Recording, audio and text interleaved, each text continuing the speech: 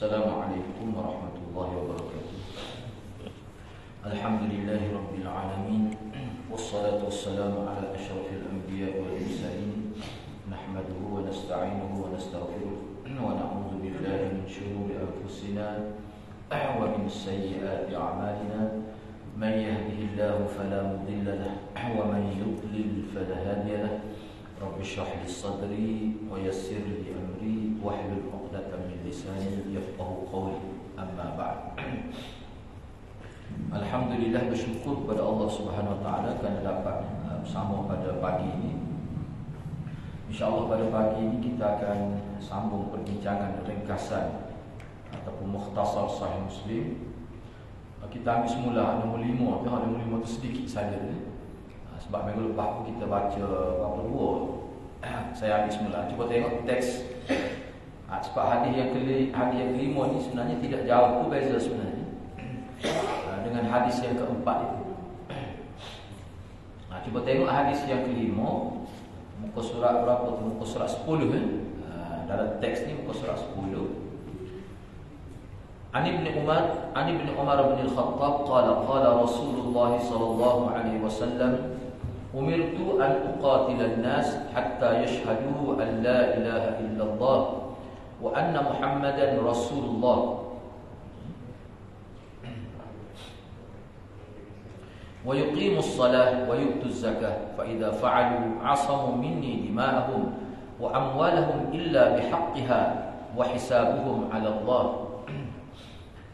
Diriwayatkan daripada Ibnu Umar bin Al-Khattab radhiyallahu anhu.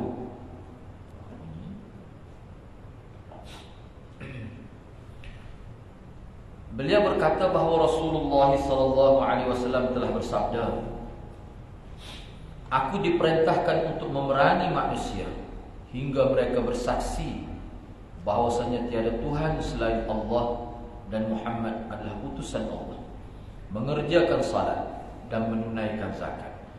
Jika mereka mengerjakan semua ini, bererti mereka telah melindungi darah dan harta mereka dari seranganku, kecuali dengan cara yang dibenarkan, dan perhitungan amal mereka diserahkan kepada Allah Subhanahu wa taala." Hadis Muslim lah. Baik. Itu hadis yang kelima dan terjemahannya. Baik, cuba kita tengok nota ini muka surat 11 tu. Sebab nombor tu sama, muka surat 11. Hadis yang kelima. Kena ingat nombor hadis tu dia tidak merangkumi semua cetakan kan. Cuma anda tengok ni nombor 129 tu dalam Humairah tu. Besar. Kemudian dalam syarah Ethiopi, Sahih Muslim syarah Ethiopi, hadis ni nombor 136. Mungkin setengah nuskah tu dia ada berbeza lah. Jadi sini anda rujuk, anda masuk dua nombor saja, boleh tengok lah. Tu super tu dengan 128. Syarah Imam Nawawi. Syarah Imam Nawawi tu 128, beza salah. Molek juga kalau kita catat situ mudah kalau nak rujuk 128. Manakala hak Muslim hak syarah Imam Nawawi tu 128, terus 128.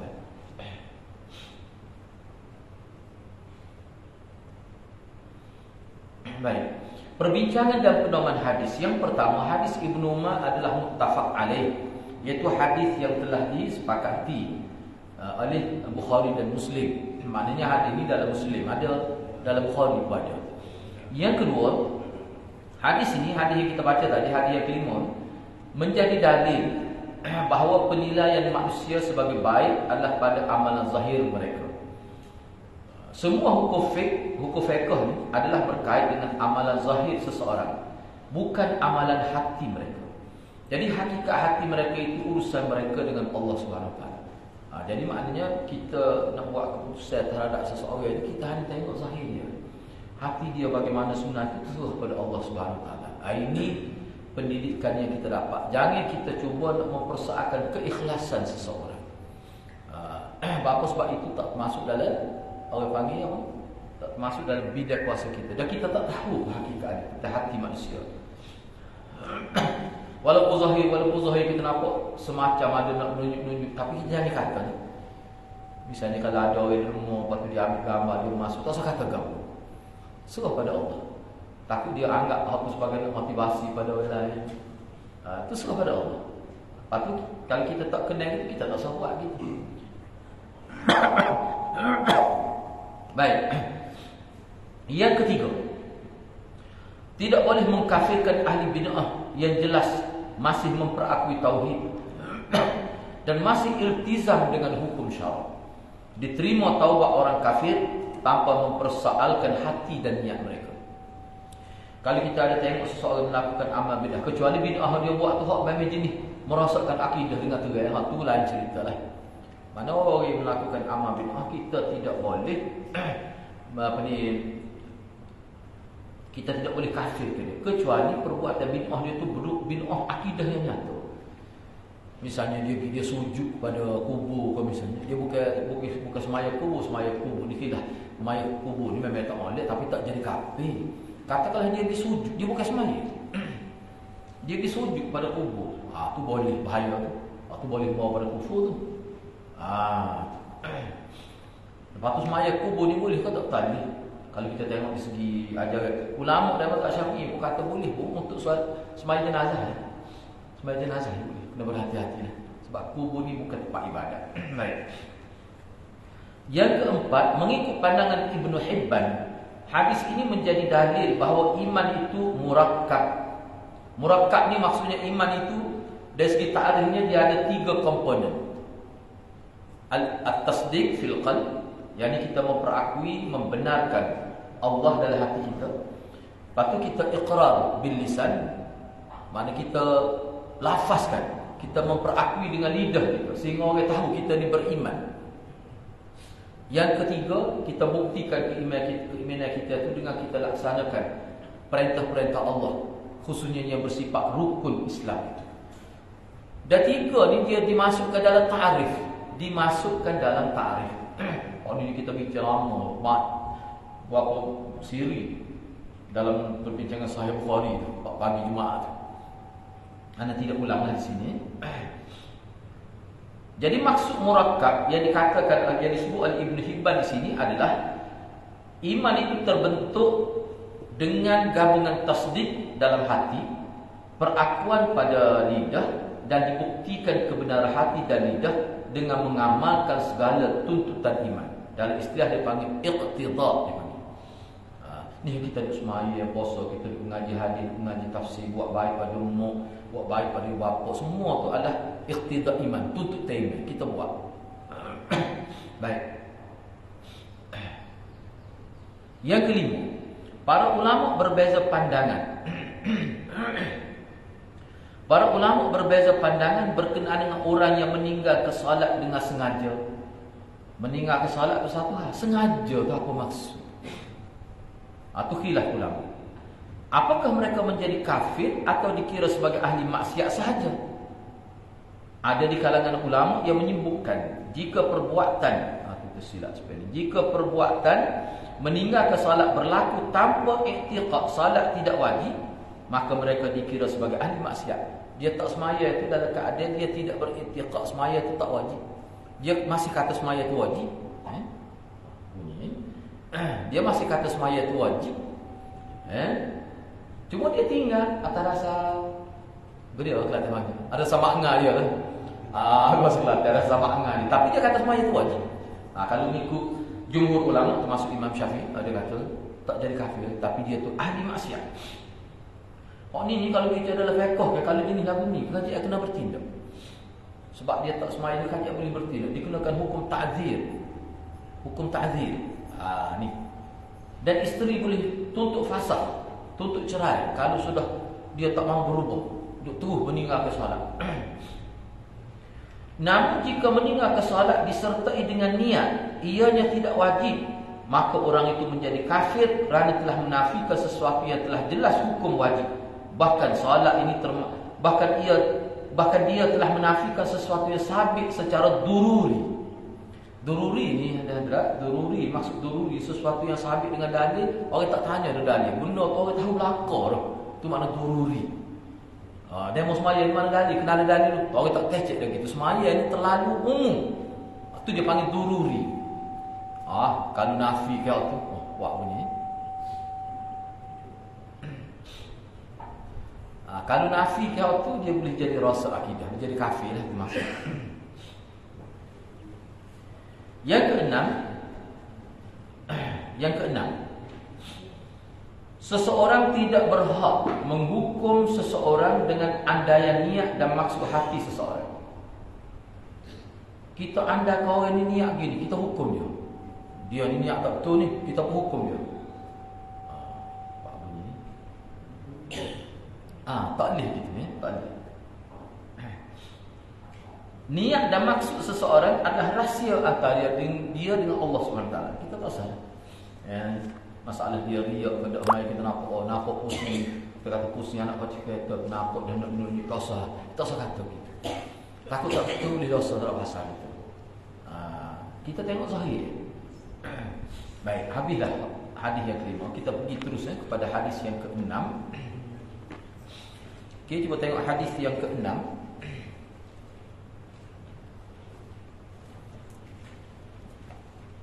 Kalau kita tengok dalam kitab ni dia ada buat tajuk yang keenam.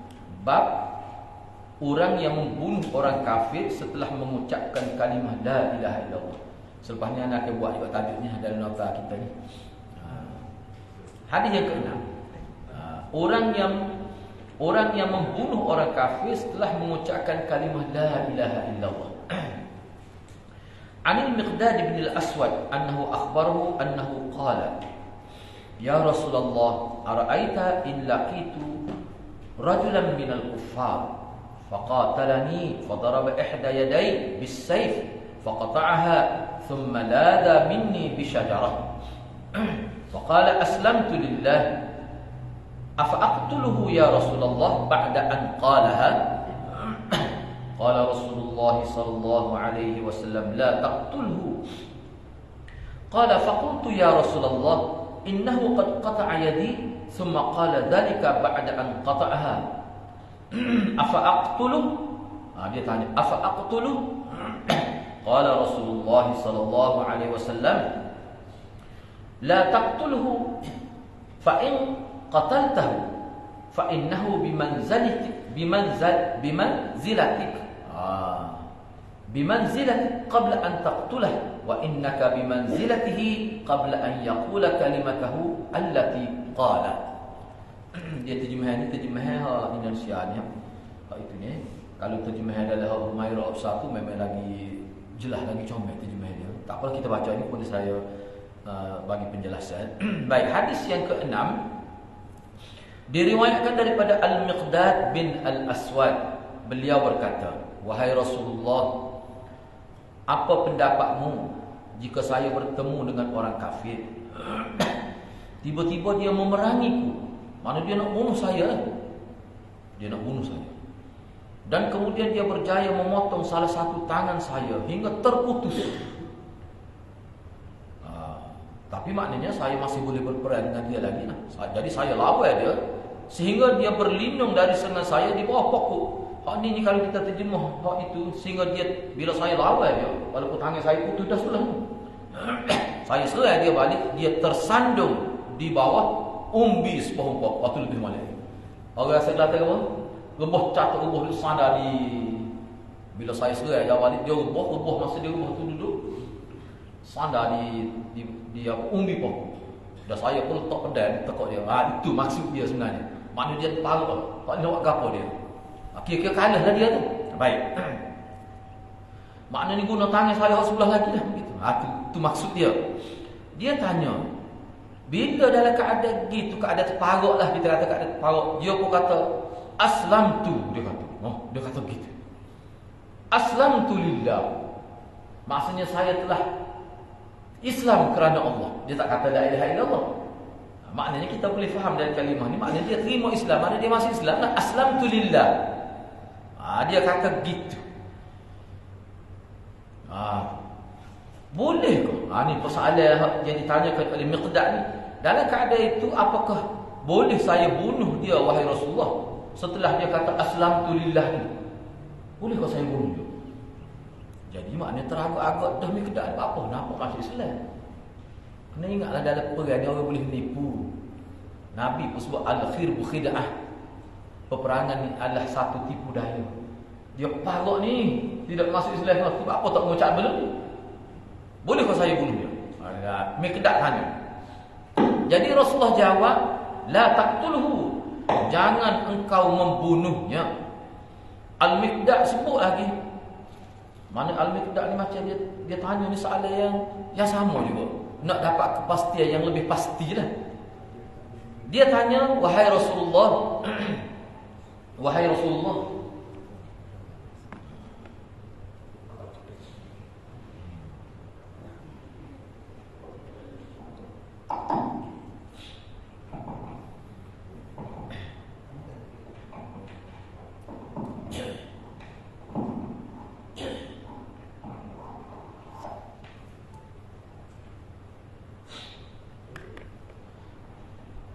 jadi dia tidak tanya untuk kali yang kedua.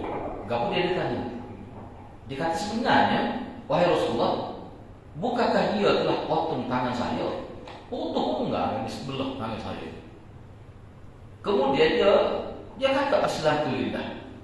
Dia lepas juga tangan saya dan saya lawan dia. Dia roboh di umi pokok, tersandung di situ. Dia tak tahu apa. Dan saya letak dah soalan. Saya letak dah pedang tekuk dia. Masalah dia sekarang ini, dia kata begitu. Alhamdulillah, mana macam dia mengucap lah. Boleh kok saya nak bunuh dia? Kalau kiranya dia potong dah tangan saya ni. Nabi jawab, janganlah kamu membunuh. Nabi tak boleh bunuh. Kerana, Nabi nak boleh sikit terjemah dia. Kerana jika kamu membunuhnya, maka sesungguhnya dia dalam keadaanmu sebelum kamu membunuhnya. Maksud kau dia. Lepas ni lagi kita bincang tu lepas ni. Sebab anak ada buat. Secara ringkasnya Nabi nak ayat sini, masa mu nak bunuh dia ni dia Islam. Masa kedudukan masa kamu bunuh dia, kalau kamu bunuh sebelum dia kata alhamdulillah tu lain cerita. Jadi bila kamu nak bunuh dia selepas dia kata alhamdulillah, mana keadaan dia status dia sekali sukumu sama Islam. Tu maksudnya. Lepas tu kita bincang. Dan engkau berada dalam kedudukannya. Dan engkau berada dalam kedudukannya sebelum ia mengucapkan kalimah tersebut. Jadi kalau sebelum dia kata aslam tu tak apalah kalau nak bunuhnya. Sebab apa? Sebabnya pada waktu tu sebelum dia mengucapkan kalimah aslam tu kalau kamu bunuh dia tak apa. Sebab apa? Sebab dia duduk dalam keadaan seperti kamu nak bunuh dia tadi. Kayak kamu nak bunuh dia tu masa dia kafir, tiba-tiba dia masuk Islam. Jadi kalau kamu bunuh dia masa tu, dia sudah jadi Islam sebab kamu dah.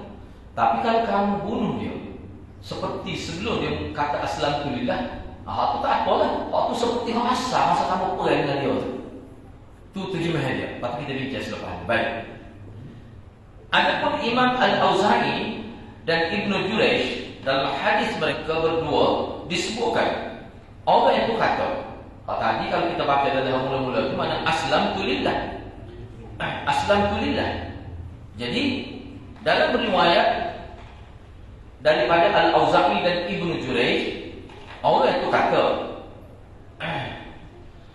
aslamtulillah. Suku sebenarnya. Adapun riwayat Ma'mar dalam hadisnya, maka tak kala saya ingin membunuhnya, dia mengucapkan la ilaha illallah. Jadi riwayat Auza'i, Ibnu Jurayj dan riwayat ini kita baca ni semua kata aslamtulillah. Tapi dalam riwayat Ma'mar, dia kata lebih tegas lagi. Dia kata la ilaha illallah. La ilaha illallah. La ilaha illallah. Jelas lagi. Jadi dalam riwayat Ma'mar jelas lagi. Maknanya Islam lah dia. Tak kira lah Islam dalam bentuk power, dalam bentuk tak ada Allah dia. Itu kita bincang kemudian. Baik. Itu terjemahan hadis yang ke-6. Okay, cuba tengok nota ni. Hadis yang ke-6 ataupun hadis 274 dalam setengah nuskah. Jadi 27 berapa? Kalau Imam Nawawi anda tak cek. Kalau dalam syarah Imam Nawawi itu 271. 270. Sebab ini model juga kita tanya tu sebab ini kalau dalam internet dia ada terjemahan. Terjemahan lengkap dalam bahasa Melayu Indonesia. Dia ada dalam bentuk PDF. Dengan apa kalau nak boleh Tapi anda tak sempat nak rujuk. Maknanya 270 lah, hadis 270. Kalau dari syarat Ethiopia, hak 40 jilid tu 281. 281. Minta maaf nak tak nampak tak ikutnya. Mana kita kena buat lebih insya-Allah. Minta maaf nak. Baik. Perbincangan dan pedoman hadis itu betul. Hadis Miqdad Ibn Al-Aswad adalah muttafaq alaih. Dari segi status hadis ini muttafaq alaih. Muttafaq alaih ini maknanya hadis ini dari segi syarat dia tinggi seperti syarat Bukhari dan Muslim. Itu dipanggil muttafaq alaih. Baik. Yang kedua, Baidat Perawi Al-Miqdad bin Amr bin Sa'labah bin Malik bin Rabi'ah bin Thumamah bin Matru Al-Bahrani Al-Kindi. Kemudian selepas itu dia lebih dikenali dengan Abul Aswad. Okey, ini sahabat. Kita nak ambil bagi data sahabat secara ringkas. Ringkas saja ni ya. Kalau ada asal panjang lagi nak cuba ringkas ya. Jadi siapa Miqdad ni? Miqdad ni anak bin Amr bin Sa'labah, seterusnya seperti yang saya baca tadi, dan dia di kunyah dia ni salah satunya Abul Aswad.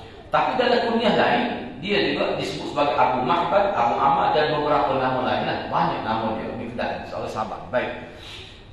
Sebab dia ni ada cerita yang agak itu juga lah. Agak kontroversi juga cerita dia ni. Ini sejarah hidup dia sebelum dia Islam. Cuba kita ni ada sebut sedikit lah. Al-Kalbi berkata, Ahmad bin Sa'labah hanya ada terlibat dengan kes pembunuhan dalam masyarakat. Dia terlibat dengan pembunuhan zaman jahiliyah. Oleh kerana itu beliau telah melarikan diri ke Hadramaut. Dia lari ke Hadramaut. Di sana beliau telah bersekutu dengan kabilah Al-Kindah, dan kerana itulah beliau dinisbahkan kepada Al-Kindi. Tadi dalam nama dia tidak ada sebut Al-Kindi. Kindi itu kabilah dia bersekutu di Hadramaut. Setelah dia lari daripada kampung halaman dia, kerana dia terlibat dengan pembunuhan. Kena ingatlah, sebab anda pun tidak sempat nak cari betul ke dia terlibat tu, sebab Syekh Ethiopia pun dia tak sebut ini cerita, betul ke tidak tak tahu lah. Tapi kalau cek dari beberapa data, Pak ulama sebut memang ada sebut cerita ni, bukan sebuku sebut. Sebab cerita ni zaman jahiliyah sebelum dia masuk Islam. Baik, tak apalah. Beliau telah berkahwin dengan salah seorang wanita dari kabilah berkenaan, yakni kabilah Kindah itu. Hasil daripada perkahwinan itu, beliau telah dikurniakan anak lelaki yang dinamakan Al-Miqdad. Jadi tadi ayah dia lah, ayah dia Ammar itu. Nak boleh tubik Miqdad kan? Ayah dia ni bukan Miqdad sendiri lah, ayah dia. Saya tak kata sebenarnya. Ayah dia Ammar itu. Nak ayah dia boleh tubik nama Miqdad ni. Ayah dia tu pernah berlaku kes jenayah. Laki dia kampung dia bunuh orang. Lepas tu dia lari ke Hadramaut. Duduk situ dia panggil, dia tahalluf, apa panggilan tahalluf siasi lah dia. Dia bertahalluf dengan kabilah Kindah itu. Ringkas ceritanya, lepas tu dia kahwin dengan salah seorang wanita daripada kabilah Kindah. Hasil daripada perkahwinan itulah, ayah dia nama Ammar itu, hasil daripada perkahwinan itu dia telah dikurniakan anak lelaki yang dinamakan Al-Miqdad. Tu nama Al-Miqdad itu. Apabila Miqdad dewasa, telah berlaku perkahwinan antara beliau dengan salah seorang lelaki daripada kabilah Kindah yang bernama Abi Syamr bin Hujr Al-Kindi. Kita kata sopan ngepok dah tu. Tak salah kata begitulah sebab dia cerita ni sahabat ni. Jadi dia balas, tapi tak bunuh ni, tak bunuh. Dia balas pula. Balas lah dia kata dengan seorang lelaki dari kabilah Kindah yang bernama Abu Syamr bin Hujr Al-Kindi. Dalam perkara itu beliau telah memotong kaki Abu Syamr. Baru kalah dia balas. Bertekuk sampai dia berjaya potong kaki kawan itu dengan pedang. Lantaran itu beliau telah melarikan diri ke Mekah. Lari ke Mekah. Dan beliau telah bersekutu. Itu silap kalimah. Beliau telah bersekutu dengan Al-Aswad bin Abdul Ya'uz Az-Zuhri. Bila bersekutu ni gini, bersekutu ni kalau terima kita lagi maknanya dia melakukan tahalluf maknanya dia persefahaman. Dia melakukan persefahaman, macam berjanji untuk kita ni macam ni berjanji dah. Mana dia buat hubungan baik bai'ah untuk semacam bersaudara itu. Dengan Al-Aswad. Baik. Jadi Al-Aswad telah menjadikan Miqdad ini sebagai anak angkat. Dia buat anak angkat Miqdad. Dan kerana itulah beliau dikenali bahkan masyhur selepas itu dengan nama Al-Miqdad bin Al-Aswad. Kalau sebut Al-Miqdad bin Amr, orang jadi tak apa nak kenal dia. Sebut Al-Miqdad bin Al-Aswad. Namun apabila turun ayat ud'uhum li'abaihim, hendaklah kamu panggil mereka tu dengan nama bapa-bapa mereka. Jangan panggil dengan pok akak dia balik. Sepatutnya titik tu bukan koma. Maka beliau kembali dipanggil dengan Al-Miqdad bin Amr. Namun beliau tetap masyhur dengan Ibnul Aswad. Kok mana pun bila turun ayat tu, turun ayat ud'uhum li'abaihim, tapi orang tetap orang panggil dia Miqdad bin Al-Aswad. Tetap dengan waktu itu. Sebab kalau panggil Al-Miqdad bin Amr, orang tak kenal, orang tak kenal. Padahal ayah kandung dia Amr. Ayah kandung dia Amr, tak apalah tu. Miqdad ni adalah antara sahabat yang memeluk Islam di peringkat awal. Beliau telah turut serta dalam peperangan Badar dan semua siri-siri peperangan yang telah dihadiri oleh Rasulullah SAW. Mana dia masuk Islam di peringkat awal, dalam 3 tahun pertama tu. Tu peningat Ali dah sebut dia ni antara orang masuk Islam peringkat awal di Mekah, mana dia ada tempoh 3 tahun pertama. Dia ni. Baik. Jadi dia terlibat dalam peperangan Badar dan semua siri-siri peperangan yang telah dihadiri oleh Rasulullah SAW. Jadi Miqdad ini merupakan salah seorang tentera berkuda dalam peperangan Badar dan dikatakan tidak ada orang yang paling mahir berkuda berbanding beliau. Ini antara tentera dipanggil Faras, tentera Faras, tentera berkuda Miqdad ini. Buraidah pernah berkata, ini antara manaqib dia. Kata Buraidah, sesungguhnya Nabi SAW telah menyuruh aku agar mencintai 4 orang. Beliau SAW menyebutkan kepadaku bahawa beliau mencintai mereka. Aku sendiri rupanya nak kata 4 orang itu aku sendiri termasuk juga. Jadi aku kena sebut lah, bukan nak membangga diri. Jangan kata orang ayat ni dia sebenarnya. Bukan ayat tidak ada. Ni kelebihan dia lah. Kelebihan Ubaidah bin Adi ni. Kelebihan Buraidah ni. Orang tadi tu beliau telah meriwayatkan hadis tu, kita tengok sendiri maknanya dia ni meriwayatkan hadis kepada Nabi dan nama dia sahabat. Sebenarnya lama lagi sahabat anda tengok dalam kitab lain yang ambil riwayat daripada Miqdad ini. Lama lagi. Bukan beberapa itu anda sebut sebagai ringkas saja. Baik, tak apalah. Jadi Buraidah pernah menyebutkan, dikata sebenarnya Nabi pernah menyuruh aku supaya mencintai 4 orang. Nabi kata 4 orang ni memang aku sayang dia. Nabi kata 4 orang ni aku sangat kasih pada dia. Siapa dia 4 orang tu? Buraidah kata aku sendiri salah seorang. Kemudian Al-Miqdad, kemudian Abu Dzar Al-Ghifari dan juga Salman Al-Farisi. Riwayat ini dikeluarkan oleh Imam Tirmizi dan Ibnu Majah dengan sanad hasan. Baik, yang ketiga, Hafiz Ibnu Hajar berkata, di semasa dia buat komentar terhadap hadis ini, Hafiz Ibnu Hajar kata, zahir hadis ini, kalau kita sudah bincang, menunjukkan pembunuhan telah berlaku. Jadi kalau Miqdad tanya ni pembunuhan ni telah berlaku, itu zahir hadis. Zahir hadis kata Hafiz Ibnu Hajar. Namun sebenarnya yang berlaku adalah sebaliknya, mana tak berlaku lagi lah sebenarnya. Dan apa yang ditanyakan oleh Miqdad adalah sekiranya itu yang berlaku, apa hukumnya? Salah ke saya? Itu lebih tepatnya. Jadi kebanyakan ulama termasuk Hafiz Ibnu Hajar, dia kata peperangan ini tak berlaku lagi. Tak berlaku lagi. Kalau berlaku gitu, dia keluar dia panggil saya. Maknanya dia nak bunuh saya keluar.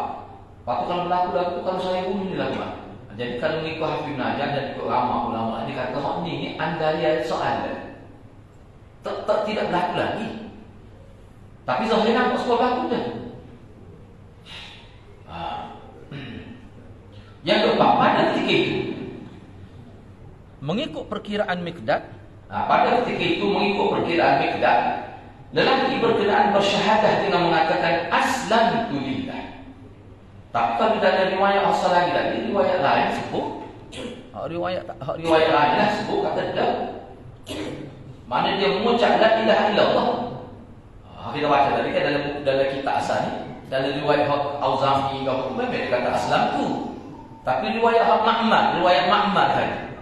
Riwayat Ma'mar tadi dia kata dalam riwayat Ma'mar dia bukan kata aslam tu lah. Dia kata la ilaha illallah. Dia kata begitu. Lagi tu kan? Lagi tu kan? Baik. Jadi mengikut perkiraan Miqdad lelaki berkenaan bersyahadah dengan mengatakan aslamtu lillah, atau dalam riwayat Ma'mar dia kata la ilaha illallah.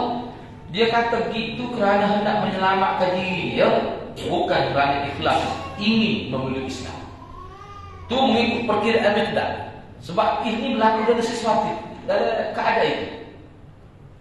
Apabila Nabi SAW telah ketidak, waktu ini tersilap. Apabila Nabi SAW telah melarang beliau membunuh lelaki berkenaan selepas beliau bersyahadah, ini menunjukkan orang itu beliau telah Islam. Maknanya orang itu Islam. Sebab itu Nabi takwil. Jadi Nabi takwil itu kerana pada waktu itu orang itu telah Islam. Baik. Ini menjadi dalil bahawa mana-mana ucapan atau keadaan tertentu yang menunjukkan seseorang telah memeluk Islam, maka pada zahirnya beliau dianggap sebagai Islam. Hakikat sebenar pada batinnya diserahkan kepada Allah SWT. Ini dia kami hukum secara umum. Bila seorang itu buat sesuatu yang menunjukkan dia Islam, maka kita kira dia Islam. Apa hakikat sebenarnya paruk ataupun kerana dia menjadi mu'allah boleh fikih dia atau boleh makan free tu asal free kita kata terserah cara tu. Apa suruh pada Allah SWT. Sebab itulah anak sebut di sini hak ini disebut dalam beberapa syarat. Ini kita biasa dengar. Misalnya dalam kisah Khalid kan? Kisah Khalid dia telah membunuh Bani Jazimah. Setelah mereka menyatakan Islam dengan mengatakan sabakna. Sabakna ini bermaksud kami telah keluar daripada agama lama dan masuk agama baru. Itu mana sabakna. Bahkan sabakna ni setengah-setengah ulama kata, kalau bahasa lebih mereka, kami telah murtad. Boleh hidup sabakna. Makna murtad daripada agama dia, makna masuk Islam lah. Supaya kalau orang Islam kata sabakna, kami telah murtad, makna keluar daripada Islam, masuk agama lain. Sekali sabakna ni bukan semata-mata murtad, tidak. Murtad dan masuk agama lagi. Itu makna sabakna. Dia kata begitu. Dari Ki Khalid pula dia kata begitu. Kami telah keluar daripada agama lama dan masuk agama baru. Kata-kata mereka adalah difahami oleh Nabi SAW sebagai telah memeluk Islam. Walaupun mereka tidak menjelaskan dengan berkata aslamna. Kerana itu Nabi SAW telah melahirkan rasa kesal kerana Khalid telah membunuh Bani Jazimah, dan baginda bertindak membayar pampasan kepada keluarga yang dibunuh sebagai berikhtiar, sebagai bercermat dalam masalah ini. Jadi Nabi tahu Khalid sebab apa? Sebab keadaan itu dia panggil bunuh dalam keadaan tersalah, bunuh secara khata. Muka dalam peperangan dia bahaya. Peperangan di sini hakikatnya lama dia buat lawan dia. Sebab itulah kena faham balik hak ni. Kalau saya tengok dalam syarah-syarah baru lah dalam internet tu, dia kata hak ni dalam keadaan kita berada dalam keadaan selamat. Mana dia parok, mana pedai pun duduk tekuk dia tu, dan dia pedai pun terjatuh dalam keadaan selamat. Tapi kalau ni kalau guna senjata api boleh hak ni lagi. Berdiri. Dia kata, la ilaha illallah. Berdiri tangan dia. Orang kata tak apa. Dia tengok gitu. Jadi kalau dalam keadaan guna pistol atau senjata yang lebih canggih, kena mikir wahai ni nak lagi. Kecuali kita kata dia, okey, dia mengucap kata boleh mengucap, letak senjata. Mana kita kena urus gitu. Bila dia kata contoh sekali, bila dia kata la ilaha illallah, senjata di tangan dia, kita jangan terima lagi. Sebab apa? Sebab nak mengambil daripada maksud hadis ni, maknanya Khalid itu dalam keadaan selamat. Kalau dia tak bunuh, sebab dalam riwayat lain Nabi minta supaya dia dijadikan tawanan perang, jangan bunuh. Dan dia buat gitu, tahu lah dia. Sebab itu kalau dalam konteks sekarang, kalau melibatkan senjata api, kita suruh dia letak senjata, baru kita berada dalam zon selamat. Lepas tu garing lah kita kata ikat dia. Dia mengaku Islam tak apa, kita urus bila selesai perang. Dia ada cara dia. Cuma ni sebab ini merupakan kenyataan secara umum. Bila orang mengucap tak boleh bunuh, lepas tu tak boleh bunuh, nampak kan? awak bertindak mengikut kesesuaian keadaan. Itu maksudnya.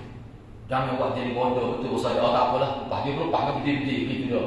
Kita pun paling ni kita tembok ke belakang. Itu kau dipanggil tidak bijaksana. Cuma sinanya jangan bunuh. Itu maksudnya. Baik, cuba tengok yang kelima. La taqtulhu. Nabi kata jangan bunuh dia. Fa'in qataltah, jika engkau bunuh dia, fa'innahu bimanzilati, karena sesungguhnya dia sudah berada sama level dengan engkau sebelum engkau bunuh dia. Tadi kita terjemah dah ini bermaksud jangan bunuh dia. Jangan bunuh, larangnya jangan bunuh ni selepas orang itu mengucap dua kalimat syahadat dengan kata aslamulillah. Jangan bunuh dia selepas dia kata gitu. Sebab apa? Sebab bila dia kata gitu, dia telah Islam. Tak boleh bunuh orang Islam. Jadi mengikut Imam Al-Qurtubi, sabdaan ini bermaksud sebaik saja beliau menyatakan keislamannya dengan mengatakan aslamulillah, maka kedudukan beliau sama dengan engkau, wahai Miqdad, dari sudut kehormatan, nyawa, harta dan sebagainya. Bila dia Islam, dia kehormat, tak boleh bunuh. Lepas tu tak boleh bunuh, nampak lagu mana? Ikat dulu dia, gawi dia, jadikan dia sebagai tawanan perang. Lepas tu bincang selepas tu. Macam mana? Itu maksud jangan bunuh tu bukan suruh lepas itu saja, tidak. Dan peperangan tak lewat begitu. Baik, yang keenam. Kemudian Nabi sebut pula wa innaka bi manzilatihi qabla an yaqul kalimatahu allati qala. Akhirkan. Kemudian, dan sesungguhnya engkau sama dengan orang ini sebelum dia mengucapkan kata-kata aslamtulillah. Sebelum tu, sebab tu kamu boleh bunuh dia. Kamu boleh bunuh dia. Sebab apa? Sebab sebelum dia mengucap tu, maknanya dia tidak Islam. Tetapi ada beberapa syarah tengok dia sebut gini. Dia kata sebelum dia mengucap dua kalimat syahadah tu, betul lah, kamu boleh bunuh dia. Sebab pada waktu itu kamu pun pernah berada dalam situasi seperti itu. Maknanya kamu dulu Miqdad, sebelum kamu masuk Islam, kamu suka dia juga. Juga belakang. Mana sebelum kamu masuk Islam, kamu suka dia kafir. Jadi masa itu tak ada kehormatan. Sebab itu kamu boleh bunuh dia. Sebab kamu pun pernah berada di zaman itu. Tetapi setelah dia mengucap kata-kata ni, maka kedudukan dia sudah sama dengan kamu dari sudut Islam. Seperti mana kamu terhormat, orang tidak boleh ganggu kamu, tidak boleh bunuh kamu, tidak boleh rampas harta kamu. Dia pun sudah berada dalam keadaan itu sekarang. Sebab apa? Sebab dia telah Islam. Itu yang dimaksudkan di sini. Jadi bila kalau kamu bunuh dia juga, maknanya kamu telah bunuh orang yang seakidah. Itu kata Imam Qurtubi. Baik, tak apalah. Cuma di sini Imam Nawawi kata, ulama telah berbeza pandangan dalam memahami mafhum sabda ini. Macam-macam lah, tidak bawa semua lah. Namun bagi Imam Nawawi, dia kata apa yang dinyatakan oleh Imam Syafi'i, Ibnul Qassar dan beberapa tokoh yang lain, ini adalah pandangan yang terbaik. Apa pandangan yang terbaik itu? Ini antara yang berpendapat ini Imam Syafi'i, Ibnul Qassar dan beberapa tokoh-tokoh lain lah. Orang itu hak potong tangan tidak itulah. Orang itu telah terpelihara darahnya dan diharamkan membunuhnya selepas beliau menyatakan keislamannya. Sebagaimana keadaan engkau sebelum engkau membunuhnya,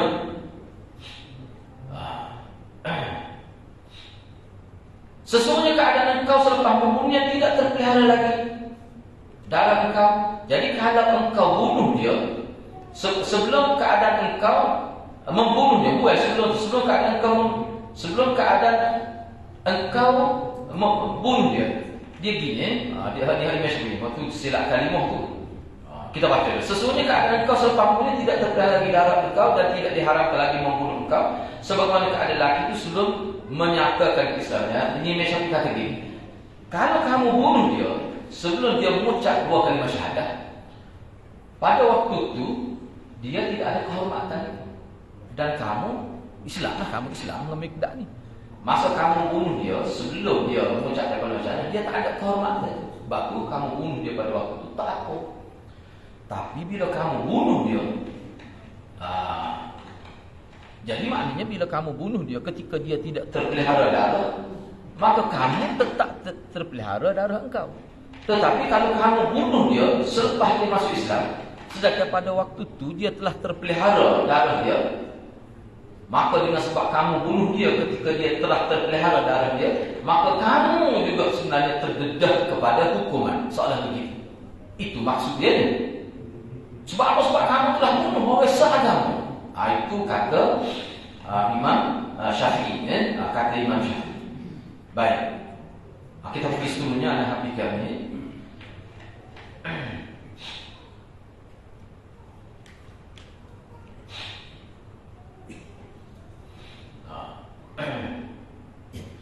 Jadi kena tahan itu malaikat tu waktu tu Imam Syafi'i sebut tu. Jadi Imam Syafi'i nak kau dalam bahasa mudah kan. Kalau mu bunuh dia sebelum dia masuk Islam, hak tu biasa, tak ada masalah. Sebab apa? Sebab dia tidak Islam, jadi kafir harbi. Maknanya kamu tu tak dihukum apa-apa dan dia sendiri pun tak ada kehormatan sebab dia kafir harbi, ikut bagi dia kafir ini. Kisah satu. Tetapi bila mu bunuh dia setelah dia masuk Islam, pada waktu itu dia telah terpelihara darahnya. Dan dengan sebab kamu bunuh dia dalam keadaan itu, maka kamu tidak terpelihara darah kamu. Maknanya kamu boleh dihukum kisah. Itu hukum umum. Tetapi kenapa? Kalau kita terima bahawa kisah Mikdad ini telah berlaku, maka kita kena kata bahawa pembunuhan lelaki ini oleh Mikdad adalah dengan ijtihad dia kerana pada waktu itu zaman peperangan. Jadi bunuh itu dalam keadaan bunuh dengan tersadar. Tapi kalau ikut Hakim Najah, dia kata kalau kita kata ni soalan dia tanya atas nama andai. Kalau berlaku gitu lagu mana? Maknanya kita tak berlaku lagi. Tak terima masalah lah. Tak terima masalah. Baik. Kesimpulan hadis, kita tengok kesimpulan hadis. Yang pertama, haram membunuh orang kafir selepas mereka mengucapkan kalimah syahadat. Tidak perlu dipersoalkan hati nurani mereka. Tak usah tanya hati dia ikhlas ke tidak. Tanya. Sebab ini bukan berlaku satu kisah, ada lagi kisah berlaku. Dan selain pada kisah Khalid, ada lagi kisah yang berlaku. Gini. Semua ini berlaku dalam peperangan. Kita kena ingatlah dalam peperangan sebab itu Nabi tidak hukum kisah sahabat dia. Kisah Khalid buat lagi bukan seorang bunuh. Bunuh banyak jarimah. Bukan seorang. Tapi dalam peperangan. Baik. Yang kedua, ucapan dan perbuatan yang difaham bahawa seseorang telah Islam akan menjadi pertimbangan untuk menentukan status keislaman seseorang, khususnya apabila berlaku pertikaian. Misalnya pernah berlaku dalam kisah Indonesia negara, seorang lelaki ini jadi bila dia mati, keluarga dia masih menganggap dia tu Hindu, tapi ada orang Islam kata dia masih Islam.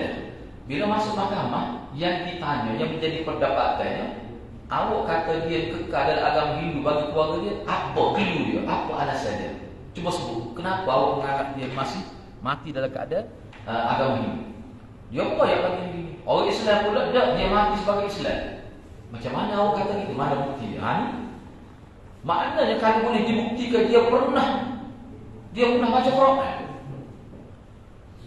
Dia pernah kata memang Nabi Tuhan, Nabi Muhammad ini Nabi yang benar. Atau dia pernah mengucap, kalau dia tak mengucap, makna ada sesuatu yang menunjukkan bahawa dia Islam. Misalnya kita pernah tengok dia semaya, walaupun sembunyi-sembunyi, kita tak celah diri, nampak dia semaya. Ada bukti. Mana dia kena urus dengan cara Islam kematian dia. Itu maksudnya kalau berlaku pertikaian. Katakanlah clue-clue yang disebut itu tidak memihak pada dia. Lebih kuat clue yang mengatakan dia Hindu, tapi hakikat dia Islam. Tak apa. Uruslah dia cara Kristian, uruslah dia cara Hindu, tak apa. Tapi hakikat dia di sisi Allah adalah Islam. Ini perbincangan ulama dalam kitab fiqh. Dan kita pun tidak berdosa, kita tidak urus jenazah dia dengan cara tidak Islam. Bila kita tidak jelas keislaman dia. Itu maksudnya. Yang ketiga, harus mengemukakan persoalan yang berbentuk andaian demi mengetahui atau memperkukuhkan ilmu pengetahuan tentang sesuatu isu.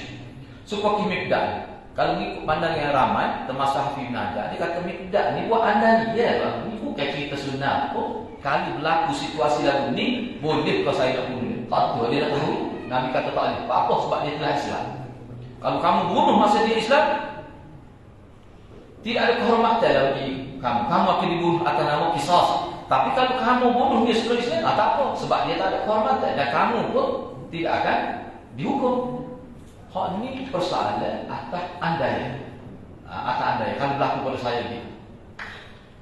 Baik. Yang keempat, hadis ini menyatakan kelebihan kalimah tauhid yang mana dengannya telah terpelihara kehormatan seseorang. Sebenarnya kalau kita nak sebut lebih lagi lah, manusia walaupun jahat sampai tahap mana sekalipun, tapi kalau dia mati dalam keadaan tauhid, dia masih ada tak terbatal, tetap dia dapat kebaikan. Sebab itu ulama kata tauhid ini adalah kunci terbesar untuk manusia selamat daripada neraka Allah. Kalau masuk neraka pun tak ada kekal. Ini pendapat boleh kata ijma' ulama. Kalau masuk neraka pun tak kekal. Sebab itu Nabi sebut dalam riwayat sahih. Itulah 85 hadis ni, hadis yang sahih. Tapi pelik. Hadis-hadis pelik, memang pelik, tapi sahih. 85 hadis dikumpul oleh Profesor Dr. Umar Sulaiman Ashqar. Pokok kita kena baca juga hadis itu. Hadis itu 85 hadis. Tak banyak. Antara dia sebut Nabi cerita orang Islam yang terakhir keluar daripada neraka. Kalau baca hadis ni kan, dia ngomong gitu. Bila dia tu keluar tak ada selabut, tinggal kapis saja dari neraka. Lepas tu selama mana tak dia nak bayar selama mana. Sebab bila dia keluar tak ada sorga. Orang yang begini, dia orang terakhir. Bila dia keluar tu dia maju nak masuk syurga, duduk tepi pintu syurga. Sebab apa tu? Sebab tubuh dia sudah rosak, muka dia sudah rosak. Sebab apa? Kalau dia masuk mesti orang kenal. Tu dia dekatkan. Mesti orang kenal dia. Mesti orang kenal dia. Dia maju nak masuk. Anak ni kalau orang lain cerita tidak Nabi taubat ni, ada tak percaya kita ni. Tapi bila Nabi cerita sahih pula riwayat, kita terima. Dia minta kepada Allah, ya Allah, tolonglah hilangkan tanda-tanda aku sebagai ahli neraka. Maju nak masuk syurga ni. Nabi suruh dia masuk dan terjun dalam sungai. Sungai dia panggil Nahrul Hayat. Nahrul Hayat. Sungai kehidupan. Tak usah tanya lah sungai dari mana. Dia gitu. Kita ejah dia masuk. Lepas tu kita wakil. Kau tanya anda apa nak tanya raya ni. Dia mandi dalam sungai tu. Bila mandi lama dia pun nyelap. Bila dia keluar naik ke kita terdaratan, dia tengok rupa dia kembali kepada asal. Tak ada dah nampak rupa seperti ahli neraka. Dia masuk dalam syurga. Bila dia masuk dalam syurga, dalam hadis itu Nabi sebut lagi, ni keistimewaan pada dia. Padahal dia neraka paling lama lah.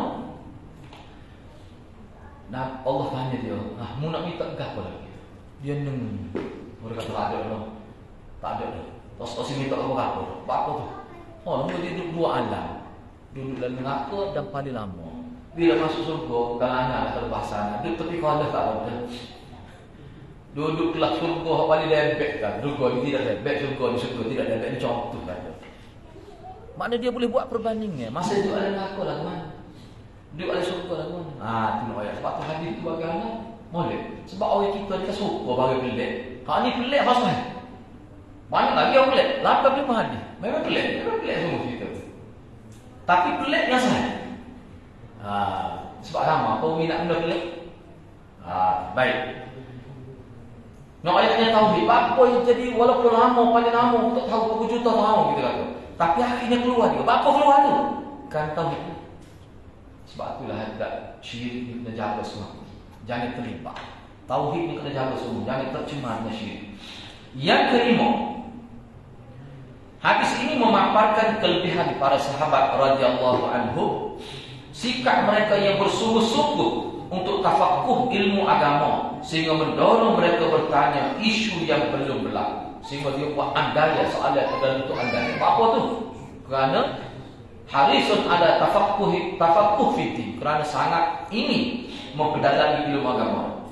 Okay, yang terakhir cuba ni sebagai perhatian. Imam Al-Bukhari telah memuatkan dalam sahihnya. Selepas membawa hadis ini, beliau telah berkata, jadi Imam Bukhari bila dia buat mari hadis Miqdad ini, dia buat mari satu riwayat daripada Habib bin Abi Umrah. Ini riwayat ni dalam Sahih Bukhari ni. Riwayat Habib bin Abi Umrah. Hak tadi pun dalam Bukhari juga. Hak Miqdad pun dalam Bukhari juga. Cuma bila lepas dia mari hadis itu, dia mari pula hadis riwayat Habib bin Abi Umrah yang telah meriwayatkan daripada Sa'id daripada Ibnu Abbas. Ibnu Abbas telah berkata, Nabi SAW telah berkata kepada Miqdad. Mana dalam kisah ni juga. Dalam kisah ni juga. Tak boleh. Nabi kata kepada Miqdad, "Idza kana rajulun mu'min yukhfi imanah ma'a qaumin kuffarin fa azhara imanah faqatalahu fakadzalika kunta anta tukhfi imanaka bi Makkah min qabl." Cuba perhati molek. Ni untuk kesedaran. Kalau bahasa Kelantan dia panggil taksir kita. Ini ilmu taksir. Kalau bahasa Kelantan dia panggil taksir kita lah. Kita nak hukum orang taksir kita lah. Ilmu taksir. Baik. Maksudnya gini. Nabi kata kepada Miqdad dalam ini, bila dia tanya soalan dalam bentuk andaya tadi, Nabi kata kepada dia, bagaimana Miqdad sekiranya lelaki itu beriman, sebenarnya dia beriman sebenarnya. Dia telah menyembunyikan iman dia. Dia telah menyembunyikan iman dia kerana bimbangkan keselamatan diri terhadap orang kafir. Bimbang keselamatan diri dia daripada orang kafir. Dia terpaksa sembunyikan seolah mengaku dia sebab kafir juga. Dia Islam sebab dia takut orang kafir bunuh dia. Sekarang beliau telah menzahirkan imannya, tiba-tiba engkau bunuh dia. Bila dia muncak kamu bunuh, agak apa orang ni kalau dia sebelum dia Islam dia, cuma dia tidak nyatakan kerana takut orang kafir. Tiba-tiba bila dia nyatakan Islam di hadapan kamu bunuh dia. Kamu ingat, itulah juga kamu dulu semasa kamu berada di Mekah. Sebabnya Miqdad dia berada di Mekah di 3 tahun pertama tu. Kena ingat tak? Dalam awal panjang tempoh dakwah Nabi, kalau kita ambil di Mekah tu 13 tahun, zaman yang dianggap sebagai dia panggil zamanul idhar. Zaman yang paling kritikal, zaman yang paling teruk di Mekah ni. Tahun pertama, tahun kedua, tahun ketiga. Miqdad ni dia masuk Islam dalam 3 tahun ni. Jadi dulu dia sendiri pun Miqdad Nabi kata, "Mungkin nampak orang kafir tak berani nak menyatakan keislaman kamu." Takut dia ni lagu tu juga. Tiba-tiba bila dia menyatakan Islam di hadapan kamu bunuh dia. Sebab tu aku kata jangan bunuh. Tetapi kamu tahuan dia. Ikat dia. Wak balik ke Madinah, kita buat kira lepas tu. Seolah Nabi kata gitu, jangan bunuh. Sebab tu dalam kisah ni kalau kita tengok dah Nabi bayar dia. Kerajaan bayar dia. Gitu jadi kena kita berhenti setakat tu dulu. InsyaAllah untuk minggu hadapan akan buat beberapa hadis. Dan kita akan bila sikit nota, minta maaf dan agak cukup nota ni. Jadi kita berhenti setakat tu. InsyaAllah untuk minggu hadapan kita akan bincang hadis yang ke-6 lah, insyaAllah. Yang ke-7.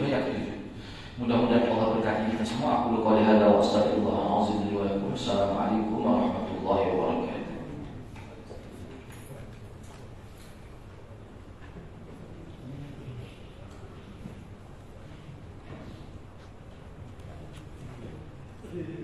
Tak jadi jamin kan?